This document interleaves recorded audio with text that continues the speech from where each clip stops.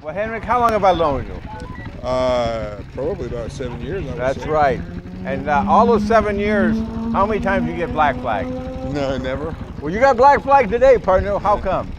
Well, I was coming in with ready for a fist fight, and they told me that I'd won the smoothest rider. That's awesome, man. That's really awesome.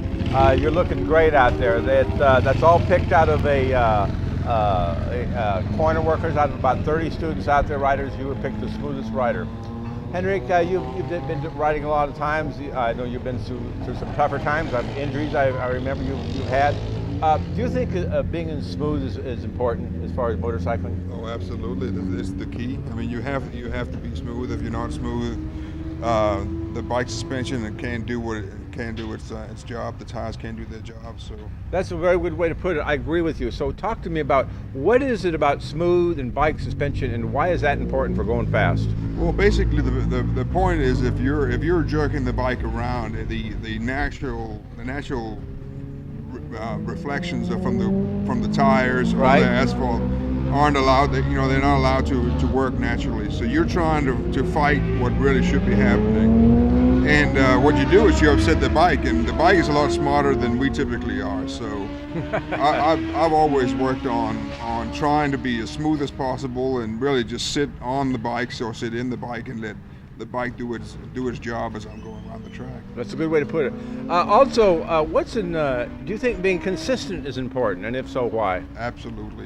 And again, why is that? Why is when one is consistent, it makes you again a better rider, a faster rider? Well, if you're not consistent, you can't improve because you're not doing things the same way every time. So if you can go around the track 5 times in a row within the same tenth of a second, then you can pick one corner, work on that, move your brake markers up 10 feet, which will give you a little bit of time. And once you have that down, then you can pick the next thing. It's just not possible to work on multiple things at the same time, because a faster entry from one corner will affect the upcoming corner. And if you try to change too many things, you'll lose everything. So you have to be consistent, and then you work on things one at a time. What about moving? You brought up the topic of changing things gradually. What about the whole topic of changing in increments? Is that important, and if so, why? Yeah, absolutely. You work in one thing at a time. And little small changes, little right? Small changes. I mean, it's been proven over and over again for human beings to learn things. We can't just absorb a mass amount of information. We have to pick one thing at a time. So whatever that is be that body position, or what I've worked on for a long time is actually trail braking. Mm-hmm. Working with Ty on that. So mm-hmm. I've really worked on trying to brake all the way to the apex and accelerate all the way from the apex. Very good.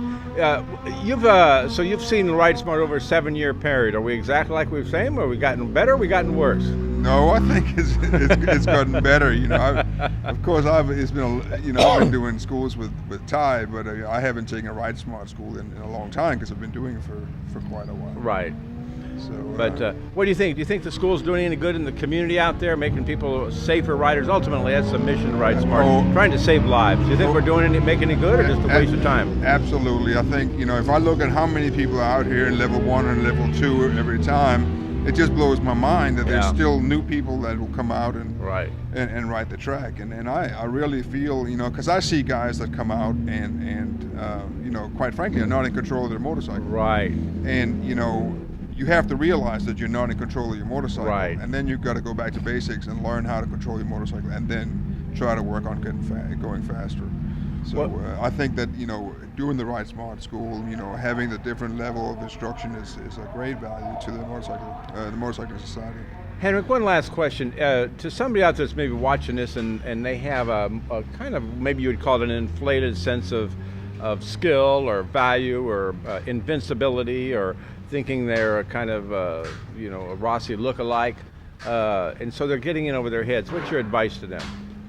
My advice is slow down. At the end of the day, the way I look at it, I don't really care what anybody else on the track does. I look at myself, right? And I'm not gauging myself against Valentino Rossi or somebody in level 1. It's just me.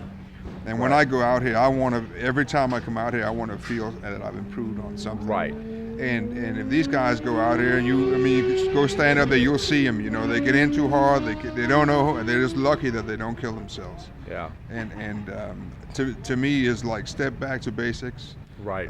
You got to feel comfortable. It's got to be riding a motorcycle fast around a track. It's got to be just as comfortable as putting your jeans on in the morning. Right. And at least that's the way I feel. You mentioned Rossi. I mean, Rossi, they measured his pulse one time. Right. Yeah, I remember that. Compared to Biaggi, you know, Right. Biaggi was like 180 pulses he's riding. Rossi was at 110. Right. So Rossi barely increased his pulse more than if you were just walking fast. Yeah. So that just means you can see how smooth he is in what he does. So. Well, Henrick, thank you so much. Go see Blair Hart. You're going to get a 12 by 14 inch picture of your choice from today. And again, really appreciate your support over the years and your testimonials and again, just your leadership in the school. So, thank you. All right, thank you.